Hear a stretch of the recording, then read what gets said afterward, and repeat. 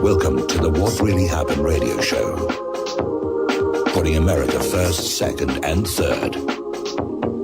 Here is your host, Michael Rivero. And aloha, America. Welcome to our show. It's Tuesday, January 22nd, 2013, and by golly, almost right on cue, another college shooting taking place to fan the flames of the gun grabbers out there. And they're going to keep on doing it until they get their way, or until the American people stand up and say, we don't believe these anymore.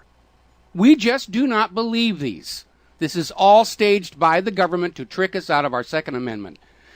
All right, we'll be looking at the details of that one a little bit, and we're going to be talking a little bit more about Sandy Hook further into the show. Reminder that Claire will be joining us on our third hour on Friday.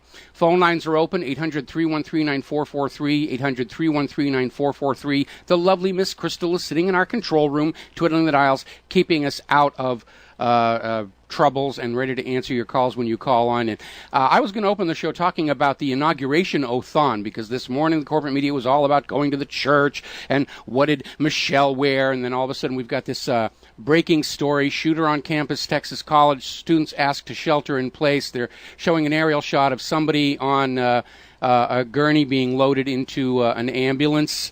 And so once again, it appears that we're going to see more and more of these staged events to try and build a fury to get rid of the guns. And, of course, what they're obviously overlooking in all these shootings, these kids are on SSRIs. There was another one down in New Mexico. Kid went on a rampage, shot his family, then went out, said he was going to just start shooting people at random until the police killed him. That's a classic pattern of these prescription antidepressants. And they don't want to talk about it because the agenda is to disarm the American people. Then next they'll come for your gold, and after that they'll come for your children for these wars of conquest. That is the agenda. Now, people are asking, will the U.S. follow Germany's example, because they have a national gun registry. You know, this is the nation that invented Nazism. And they're registering all guns in advance of a potential gun grab. We're seeing it all over. I mean, crazy attempts to globally disarm ordinary people so the fascist New World Order can prey on you with impunity here. So we're talking about this situation down in New Mexico, where this Nehemiah Grigo, 15-year-old, was arrested after shooting his mother. His parents, actually, both of his siblings. Then he ran out, and according to statements he made to the police, he had been having suicidal and homicidal thoughts, and his plan was to go out and just start shooting people at random until the police killed him. This is a classic reaction to these prescription antidepressants or withdrawing from same. And again, go over to ssristories.com and you will read time and again. Thousands of these cases have happened. And the government and the corporate media do not want to touch this because the agenda is to disarm the American people. And the usage of these medications is growing because they're hugely profitable. By the way, when the New Mexico story first broke, the media was saying it was an AR-15 assault rifle. Now they're back to saying it was an ordinary run-of-the-mill .22 caliber rifle that he used in the killing. But no, we've got to push assault weapons. We've got to do that. It's obviously so skewed to benefit the gun grabbers on this story. Meanwhile, another story that happened that is not getting a lot of media play: surveillance camera in a Tucson home caught the homeowner chasing off an invading gang with a legally owned firearm. And you're not going to hear about that. They don't want you to know how many crimes are thwarted by law-abiding citizens with legally owned firearms every year. They want you dependent on the police. They want you dependent on the government because dependency is slavery. And that is the agenda here. Over in Wagner County, the Oklahoma sheriff is saying he will not enforce any new gun legislation. Oak Harbor City Councilman Rick Almberg, on the other hand, walked out of a city council meeting because a citizen was there with a legally concealed firearm. All the forms filled out, no evidence of any threat, and this councilman walks out to express his displeasure about these armed Americans. How dare we let them have guns? They're not supposed to have guns. Yeah, we are. That's what the Second Amendment is for. And the United States Supreme Court ruled It's military weapons. We'll be right back. Aloha, America. Welcome back to the show. We're following up on this breaking story of multiple people have been shot on a college campus in Texas. No report on whether there are injuries or deaths. I'm looking at the very first online news articles about the story. Comments are disabled for all of them, and we know why. And this is going to relate to your assignment, your homework assignment, your mission, should you choose to accept it. Anywhere you see this story today, get into the comments section and say 90% of these mass shootings involve perpetrators who are either on or withdrawing from prescription antidepressants. We demand to know what medications these people are on. And include a link to ssristories.com. This is the cause of the violence, not the guns, but they want to blame the guns to take them away from you. The gun grab is on because the government and the money junkies realize they've pushed the American people to the brink. The evils are no longer sufferable. And they're desperate to disarm us before they give us the really bad news that we're going to have to give up all of our gold that we bought as a hedge against the banker-created inflation. We're going to have to give up our children for more wars of conquest. They're getting ready to crank up war with China now. When they take away their guns, it guarantees you will do what you're told to do by the government, and that is not what America is supposed to be about. We are at exactly the situation Thomas Jefferson warned us about. This is just too convenient. Now, going back and looking at Obama's 23 executive orders, where they are, talking about checking for mentally ill people, whether they should have guns or not, which on the face of it sounds like a really good idea. But when you look at the latest version of the diagnostic manual coming out of the American Psychiatric Association, everybody's got a mental illness. Every normal human behavior has been recategorized as a mental illness in order to sell you a medication for it and can be used as an excuse to deny you your Second Amendment rights.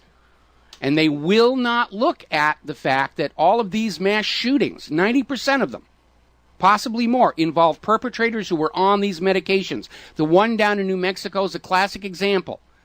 He was literally telling people, I'm having these strange homicidal, suicidal thoughts. And then he kills his family, and he goes out to basically shoot people until the police kill him. That is a classic pattern we have seen time and time and time again. And nobody in the corporate media will touch it. Nobody in government will touch it. The agenda is blame the guns for all of this insanity that is being induced by these drugs.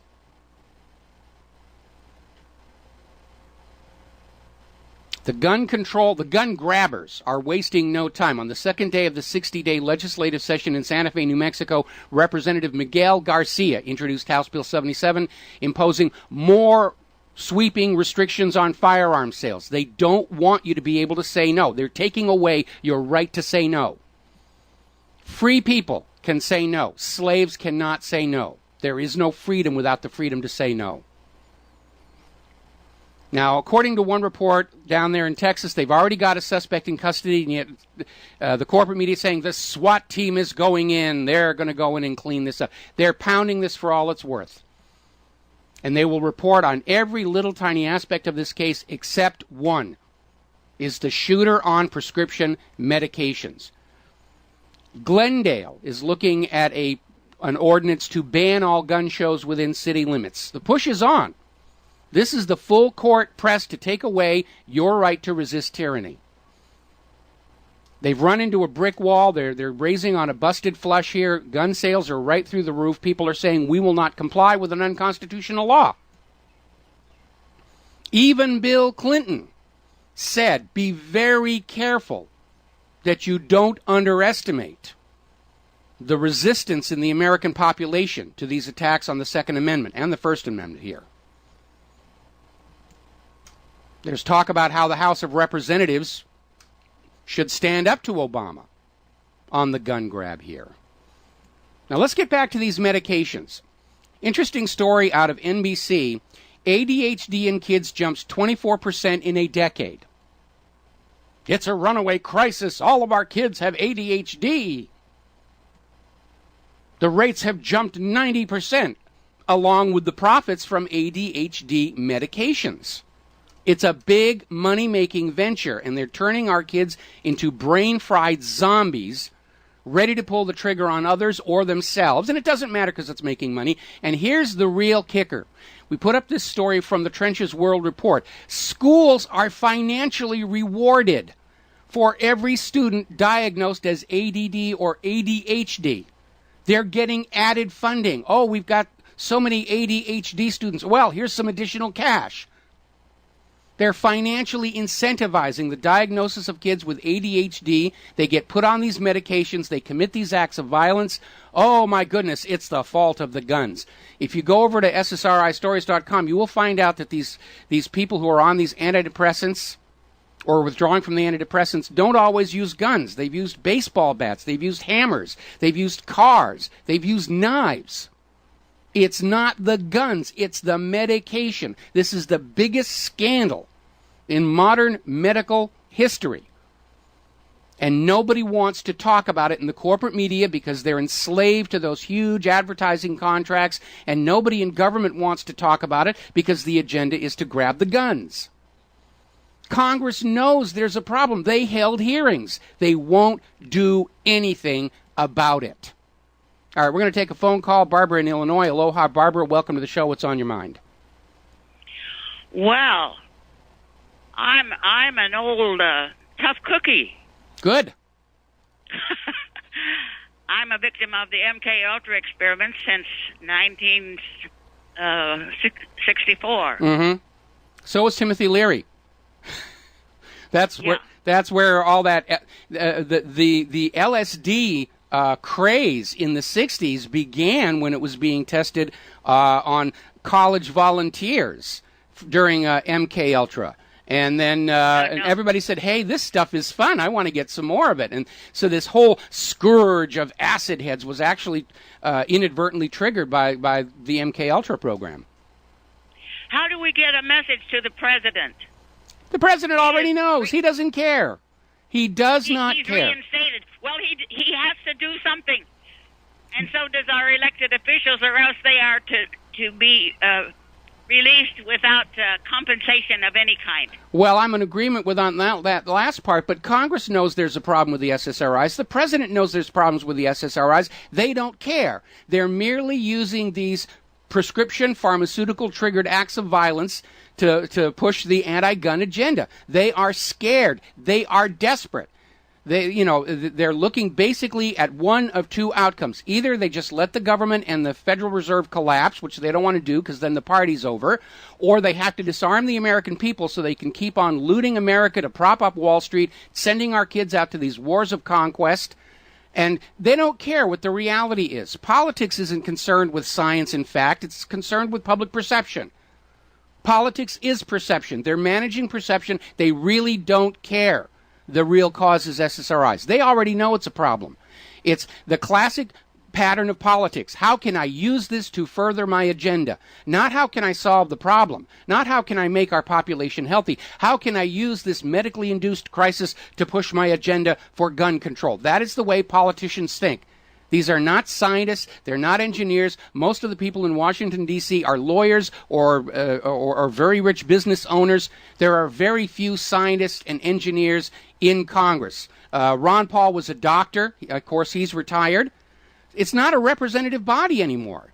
It doesn't represent we the people. There aren't enough teachers in there. There aren't enough bricklayers or road builders or people who actually know how to make things work. It's all a bunch of lawyers and money junkies. They've grown up gaming the system, and that's what they're doing now, gaming the system to take away our Second Amendment rights. We have to have law and order restored, and everyone protected by law. Otherwise, we're all down the drain. We are. I mean, We're heading there. We're heading down the Al-Qaeda right now. The rule of law is gone. The government has walked away from the Constitution, and now they're in a rush to basically bring about the transformation of this country into a complete fascist dictatorship where, by golly, you will work your life away, give the money to the money junkies, and breed lots of new soldiers to conquer all those other pesky nations who refuse private central banking. How do I get a message to somebody that will restore law and order for me? You just Where did. do I go to have the implants removed from my body? Well, you just got the message out. You just got the message out here on the radio. And again, that is the most important thing that you can do, is speak out right now. Now's the time to get angry. Now's the time to basically get out there and not pull any punches and say, look what this government is doing. And you will find people ready to listen. Because I had a personal experience just this last weekend where somebody that I've known for quite a long time, who was just completely caught up in the media-created myth of America is great and Al-Qaeda hates us and all. Now all of a sudden they're coming back and saying, you know, I was wrong to have dismissed your concerns. And now they're ready to listen. So get out there. This is the truth. Now's the time to do it. Because, yeah, it's a full court press, and I'm not buying this Texas college campus shooting as anything other than another engineered crisis to push the anti-gun agenda. And you know what's really crazy? They actually think in this age of the internet they're going to get away with it. We'll be right back. And aloha, America. Welcome back to the show. Everybody listening to this program, you have got to make it a point everywhere you see these shootings being, of getting in there and saying there is a link between these mass violence acts and these prescription antidepressants. There's a very, very clear link. 90% of these shooters that we know of have been on these medications or withdrawing from these medications. It could have been all of them, because now, you know, we're starting seeing the corporate media refuses to even discuss what medications they may have been on. They know this is the real problem. And you got to get it out there, and you've got to get everybody talking about it so the government and the media knows we know what the real cause of these acts of random violence is. It's the medications. And we don't care how much money the pharmaceutical companies are making from this stuff. It is dangerous. It is leading to mass murder. The blood is on the hands of these pharmaceutical agencies, the doctors who prescribe these medications, and the Congress that turned a blind eye even after holding hearings into this. It's not the guns. Millions of Americans have guns, and they did not go out and kill anybody today. One guy in Texas did. One kid in New Mexico did. And when you go back and you look at all these medications, and now we find out schools are being paid for kids to be diagnosed ADHD and sold these medications. It's a kickback operation. That's your homework. That's your assignment. Everywhere this story appears, get into the comments section and remind everybody 90% of these mass shooters are on or withdrawing from prescription antidepressants. Post a link to ssristories.com. You need to get it out there so they know, we know what's really going on. Now, we are starting to see a huge smear campaign against anybody who distrusts the official story about the shootings. Apparently, there is an individual up in Utah who's behaving in quite an abominable fashion, apparently trying to commercialize and exploit doubts about the official Sandy Hook theory, and apparently somebody is calling the friends and family of the Sandy Hook victims, harassing them. That's not something that anybody who's interested in the truth would do. That's COINTELPRO. They're creating a case about, oh, those fringy conspiracy theories. They're harassing the victims. They're making them suffer even more. And they're already tying this into, oh, it's anti-government, anti-Semitic. They had to throw that one in there. White supremacists who hate Israel and love Hitler. And the smear is on there, going on. And they're saying, well, you know, freedom of speech only goes so far. And I'll tell you where this is going. The official government policy is that electronic communications are not covered by the Bill of Rights. Electronic email can be scanned without a warrant. Paper mail is still protected by the Fourth Amendment. It's a felony to open somebody else's mail and read it or interfere with it, but not electronic mail. And so the next step is going to be they're going to start building a case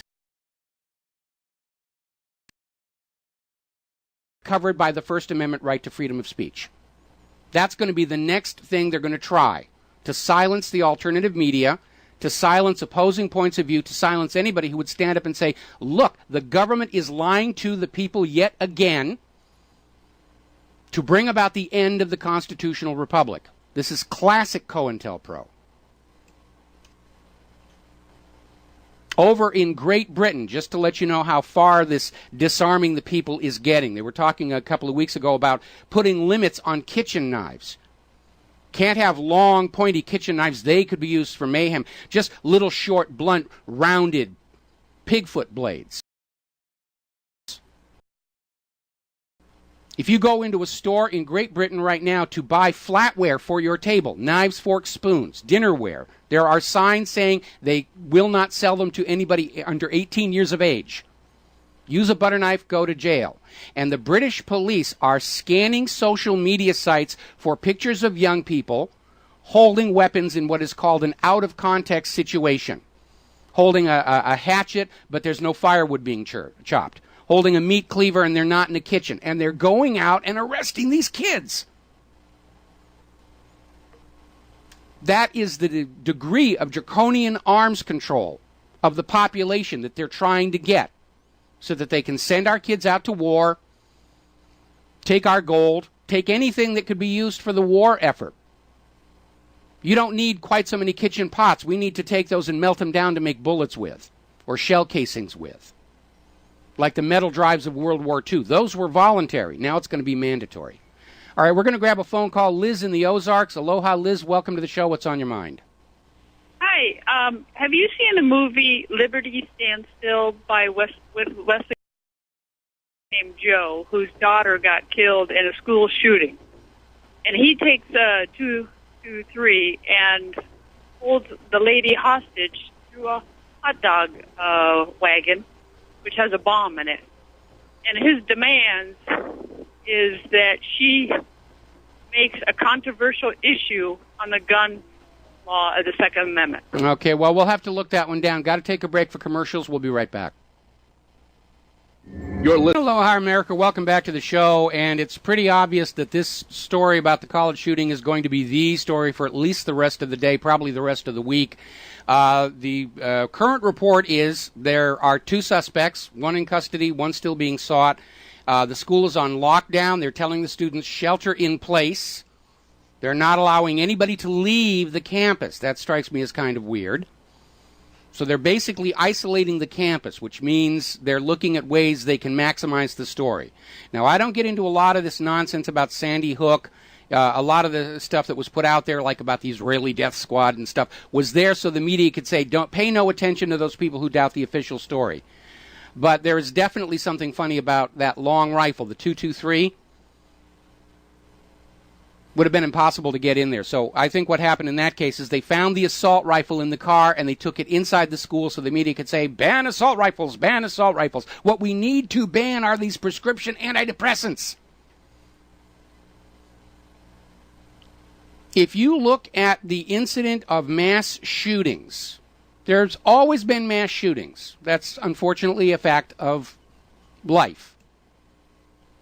But they really took off in 2008, the same time these prescription antidepressants began flooding into our culture. 10% of the population is on them, including presumably 10% of the people in Washington, D.C. Probably a lot more. That is the problem. That is what's going on. They don't want to talk about it because the agenda is to take the guns, to take away your right to say no. We're on the edge of tyranny here. Exactly the circumstance Thomas Jefferson wrote about when they put the Second Amendment in there. And the United States Supreme Court ruled in Miller versus United States versus Miller. The Second Amendment is talking about military arms. You, the American people, have a right to arms equal in force and capacity to those of the standing army. And they want to take that away so they can take away your right to say no. That's where we are right now. Now, interestingly enough, Dr. Jim Garrow, who's an author,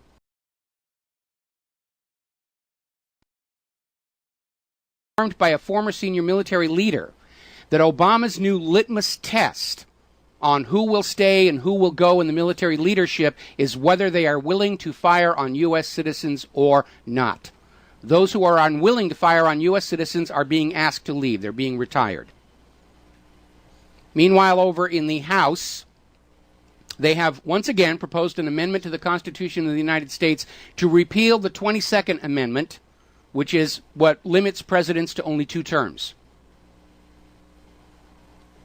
So we're getting into that sort of president for life situation that we see in so many third world dictatorships.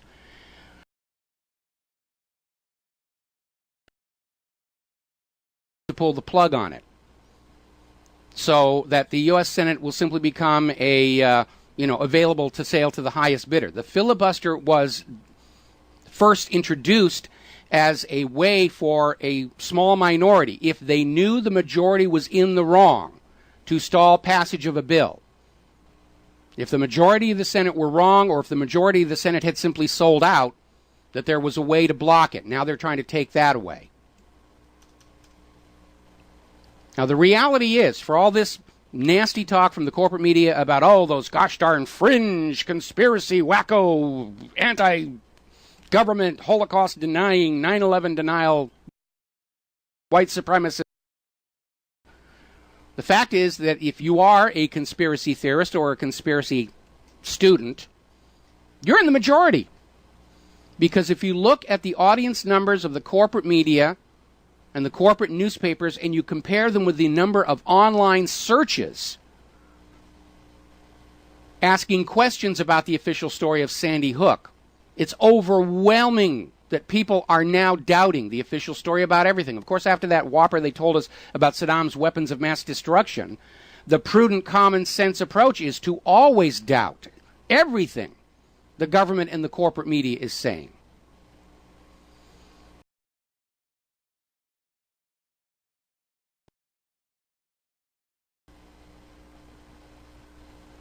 United States versus Miller established that the Second Amendment is talking about military weapons reserved to the people. And John Bad Elk versus United States said that if your civil rights are being infringed, if you're being arrested without probable cause, you have a right to defend yourself with lethal force. There's another decision you need to make to be mindful of. Marbury versus Madison. The United States Supreme Court said that any law that is not in compliance with the Constitution is automatically null and void. You do not need to take it to the Supreme Court.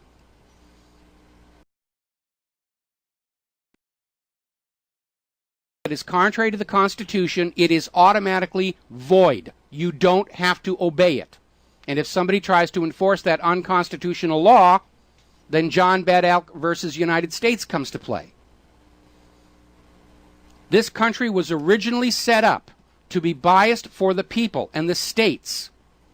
And the federal government has been working tirelessly for 100 years, ever since the Federal Reserve Act was passed, to shift that bias to the government, which is exactly the circumstance the Founding Fathers wished to avoid. You can't go on pretending that this is all make-believe and a charming entertainment out here.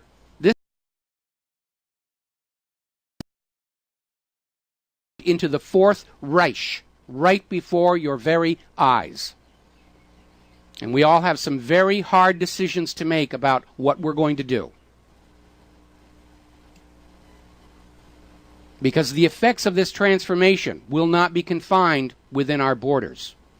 It's already being promulgated across the world, across Africa, now going into China, Central Asia. The global conquest in support of the Federal Reserve Note is well underway. We're going to grab a phone call here. Michael in North Carolina. Aloha, Michael. Welcome to the show. What's on your mind? You got Jerry first. Oh, I'm sorry. Jerry in Chicago first. My bad. Aloha, Michael. Hey, you made a comment before the last break, something about U.S. mail is the only thing that they can't eavesdrop into or anything else like that. Without a warrant. Can I bring without a warrant? Okay, well, I'm trying to think of the guy's name, and it's sad that I can't remember because he lost his life. I'm sorry, he was murdered in Afghanistan. He felt it was his constitutional duty to go and defend the republic here, and he went. He was an Arizona Cardinal football player. Yes. Okay, well, he went over there, and it came out to be they had a 3-round blast across the eyebrow. But before that happened, and that was an assassination hit to shut him up. Mm-hmm. But he had sent his letter. He had sent a letter. His tour of duty, and he came back. He was going to expose that war for what it really, truly was. And the next thing you know is he ends up dead. Well, there was a lot of that. I mean, the Pat Tillman hit. That's Pat Tillman you're thinking of, right? That's exactly what I'm thinking of. And like I said, this just goes back to saying they need a warrant to go into your mail and everything else like that. And I think he was wise enough to know that if he mentioned this stuff on the phone or he sent an email that they were being tapped, because by that time the Patriot Act had already been put in play, and it was obvious there that they were just going to go on with this. Well, there's another aspect there. When you are in the military in a war zone, you're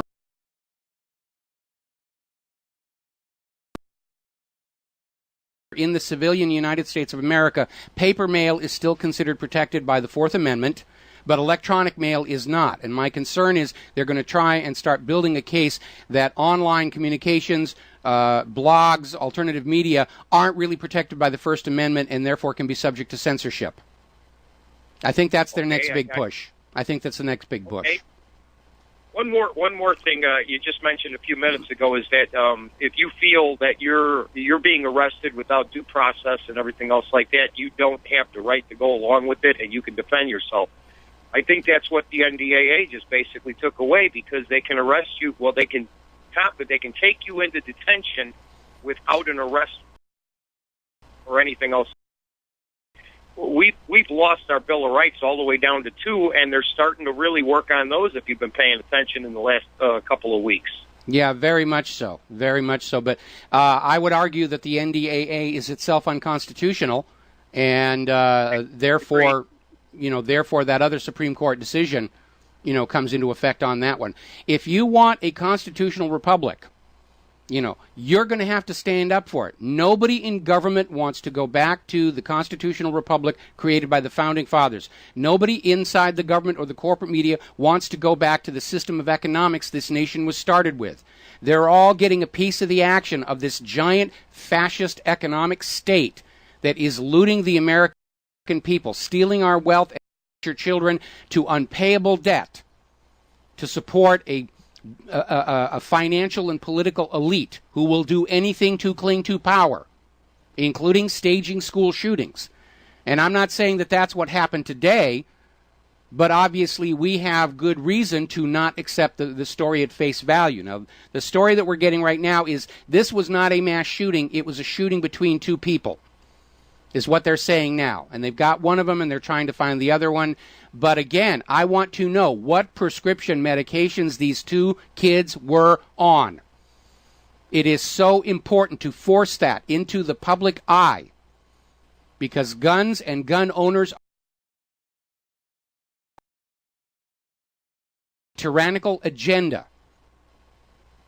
And there is more than ample evidence that what is tripping off these people to commit these acts of violence are these prescription antidepressants. And we need to force that out there. We need to get it out there, that this is a real issue. And that if these people whose brains have been fried on these drugs don't have guns, they don't have assault rifles, they'll use handguns. If they don't have any guns, they'll use baseball bats, they'll use sledgehammers, they'll use a can of gasoline and a match. The guns are not the problem. The gun, I agree with you. The gun is a tool. And if the tool, if all of these murders and mass murders were happening with a hammer, does that mean that everybody has to get out of the carpenter's union, or carpenter's trade, I should say, because they're not capable of using a hammer as a tool? They might go crazy and start going out on school campuses and just beating people in the head with a pick hammer or a carpenter's hammer.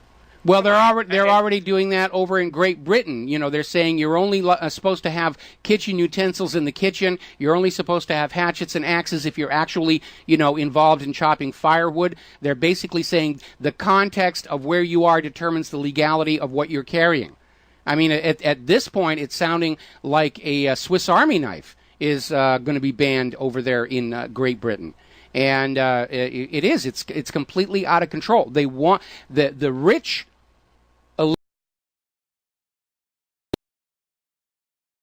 All of humanity is completely disarmed. We're going to be using little plastic children's utensils, you know, to eat our meals with, or we'll be sipping all of our meals through a straw. And you know, for that case, you know what? They might have to start removing everybody's teeth as soon as their teeth start coming in as a child, and their fingernails, because those could be considered weapons too. I would almost bet that we will start seeing the banning of martial arts training. Because remember, the Okinawan people, you know, fought against the Japanese invaders using farm tools. And, you know, if you've got an angry population, anything they have at hand can be turned. The sai is a potato digger. The three-section staff or the nunchucks is a rice flail for separating the grain from the chaff. They're farming tools. They were not developed to be weapons. They were simply what was at hand, and they proved to be very, very effective. Well, look at the chopsticks, how they got rid of them. They added chopsticks just to keep knives out of the hands of the peasants, which use their knives to cut their meat and eat and do their farming and things like that, and for self-protection. I guess the king of China or something like that decided that, hey, you know what? I only want my military and my close guards to have knives and sharp weapons, so let's have these people eat with sticks. Or maybe they figured out, well, maybe we just have to learn how to eat with sticks versus having a knife, because they don't want us to have one. You know, and like you just said, that's how weapons were developed, and they weren't essentially designed as weapons, but now they are. Well, look at our fast food restaurants. They're all built around the model of eating without needing utensils. Hold it in your hand, bite a chunk out of it, sip through a straw. Never thought of that. That's a good, and look at how long they've been around. 50 years at least. Yes, very much so. Well, aloha, Mike. Thanks a lot for taking my call. All right. You're doing a great job. Thanks an awful lot. Now we'll switch over to Michael in North Carolina. Aloha, Michael. Sorry for the confusion before. What's on your mind?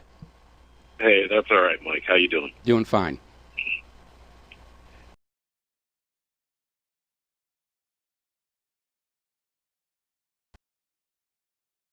Running down the Bill of Rights as you did. Mm-hmm. I immediately printed out little small pieces of paper with with the URL for that particular hour, and I've been handing it out to people and saying, just listen to this, just listen to this. Oh, well, I appreciate that. There's actually an online version of the article, and on the coming break, I'll repost it to the top of whatreallyhappened.com so that you can read it and send that around as well. Yeah, it was just phenomenal. Even my liberal wife was intent on listening. She caught it on the corner of her ear and then came in and listened to it also. The gun control thing, I want to thank you for that, too, for standing up. I stand up every day for it. I point out to people, the hypocrisy of, messing with the Constitution. And what's funny is I had to explain to a guy yesterday, he's an Obama supporter. He's a very intense Obama supporter. And I said, well, you like to tout that he's a constitutional, professor, that he used to teach constitutional law. I said, so what does that say about a guy that knows how the Constitution is supposed to function, but then goes against it? Well, the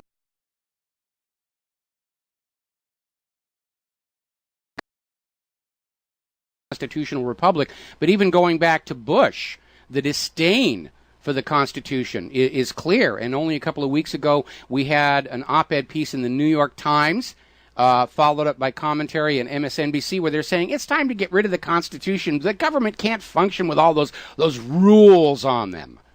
And, of course, the instant the Constitution is gone, so's the legitimacy of the federal government. Not that our current federal government is legitimate anyway. They have succeeded in delegitimizing themselves in the eyes of most Americans. All right, we got to take a break for commercials. Thank you for the call, Michael. We'll be right back. The money, honey. We got the bombs. We'll plant 'em anywhere you like and blow up anyone. Whip this world into a frenzy, killing babies, dads, and moms. If you got the money, honey, we got the bombs. If you got the money, well, we won't. And aloha, America. Welcome back to the show. We're going to go back to the phones. Marilyn in.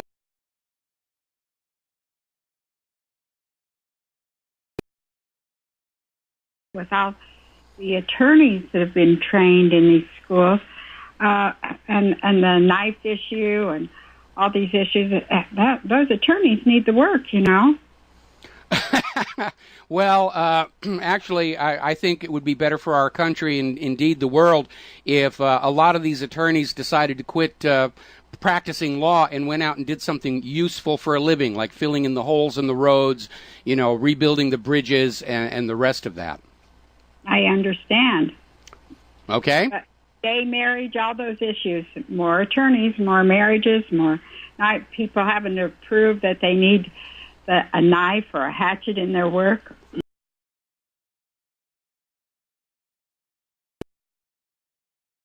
Keep and bear arms shall not be infringed. Not firearms, but arms. That means everything. Swords, knives, bayonets, anything that could be used for a potential military application. And so all these laws about you can't have knives over a certain length, you can't have dirks, you can't have switchblades or any knife with an automatic opening thing. Those are all unconstitutional.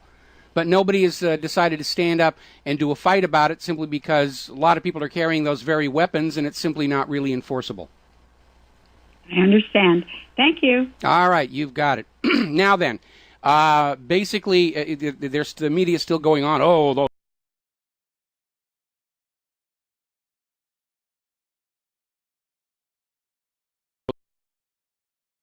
prime question applies. What prescription medications were these kids on? And I need your help. This is a call to keyboards. I need everybody listening to this show. When you're out there on the internet and you're seeing all these stories about yet another shooting, or any of the rehash about Sandy Hook, or any of stories about mass shootings and how terrible they are, get on there and point out 90% of the shooters in these mass shooting cases are either on or withdrawing from prescription antidepressants. The correlation is too strong to be ignored. Post ssristories.com everywhere that you can and keep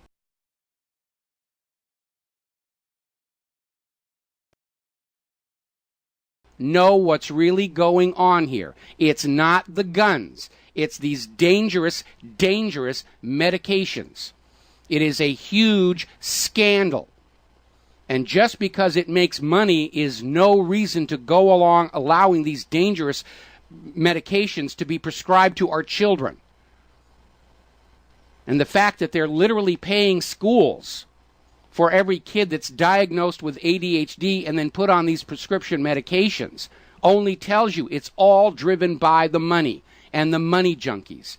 And when the tragedies happen, it's the guns, it's violent TV shows and violent games. No,